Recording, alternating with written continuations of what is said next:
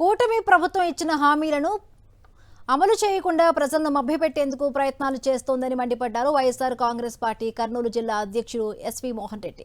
Fee reimbursement బకాయిలు చెల్లించకుండా విద్యార్థులను ఇబ్బందులకు గురి చేస్తున్నారని ఆయనతో పాటు పార్టీ యువజన విద్యార్థి విభాగాల నాయకులు విమర్శలు గుప్పించారు. తల్లికి వందనం పేరుతో ప్రతి విద్యార్థికి 15,000 ఇస్తామని చెప్పిన కూటమి పార్టీల నేతలు ఆ హామీని ఇప్పటికీ అమలు చేయడం లేదని ధ్వజమెత్తారు.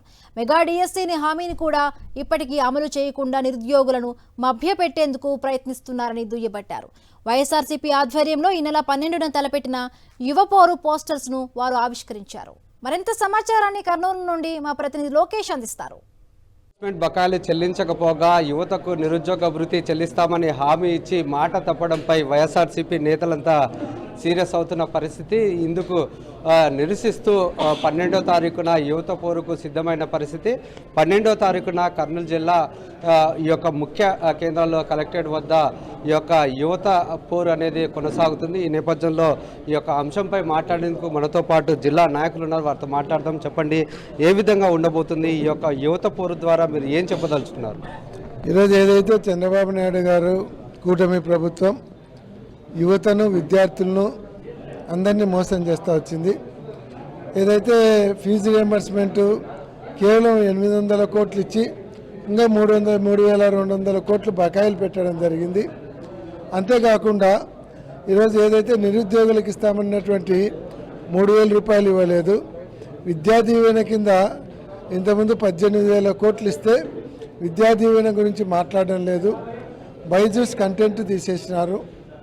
అలాగే ఏదైతే నాడు నేడులో స్కూళ్ళన్నీ కూడా ఏ రకంగా డెవలప్ చేసినారో అవన్నీ కూడా లేకుండా మోసం చేసినారు.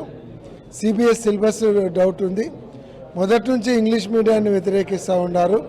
ఇంగ్లీష్ మీడియంలో పిల్లలు చదివితే వాళ్ళ పిల్లలకు వచ్చే పెద్ద ఉద్యోగాలు రాకుండా పోతాయనేటువంటి భయంతో ఈరోజు ఇంగ్లీష్ మీడియాన్ని మొదటి నుంచి వ్యతిరేకిస్తూ ఉన్నారు. అంటే పేద పిల్లలు ఇంగ్లీష్ మీడియం చదువుకోకూడదు, తెలుగు మీడియమే చదువుకోవాలి, గుమస్తా ఉద్యోగం చేయాలని వాళ్ళ కాన్సెప్ట్. కాబట్టి ఈ రకంగా విద్యార్థులను మోసం చేయడమే కాకుండా 3,000 రూపాయలు నిరుద్యోగ భృతి ఇస్తాము అని చెప్పినారు. 3,000 రూపాయలు నిరుద్యోగ భృతి పోయిన 10 నెలలు ఇవ్వలేదు. అదొక 30,000 బాకీ.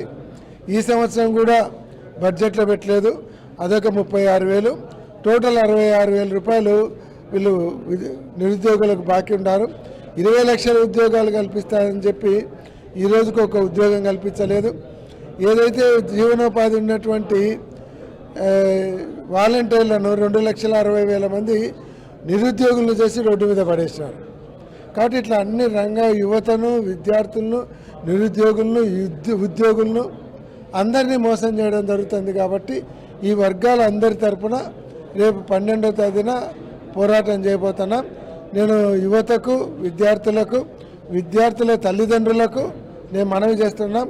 ఈ పోరాటం జగన్మోహన్ రెడ్డి గారు మీకోసం, మీ పిల్లల కోసం పెట్టినారు. కాబట్టి మీరందరూ కూడా పాల్గొని ప్రభుత్వానికి ఒక భయం ఏర్పడేలాగా ఈ కార్యక్రమాన్ని విజయవంతం చేయాలని అందరినీ కోరుతా ఉన్నాం. విద్యార్థుల పట్ల కావచ్చు, యువత పట్ల కావచ్చు నిర్లక్ష్యంగా వహించడంతో పాటు ఏ ఒక్క హామీని కూడా నెరవేర్చలేని పరిస్థితి. ఇందుకోసం వారి తరపున యొక్క యువత పోరుబాటుకు తాము సిద్ధంగా ఉన్నామని, అందరూ కలిసి రావాలని, ఖచ్చితంగా ప్రజల సమస్యలపై పోరాడానికి వైఎస్ఆర్ కాంగ్రెస్ పార్టీ ఎప్పుడు సిద్ధంగా ఉందంటూ వైఎస్ఆర్సీపీ నాయకులు చెప్తున్న పరిస్థితి.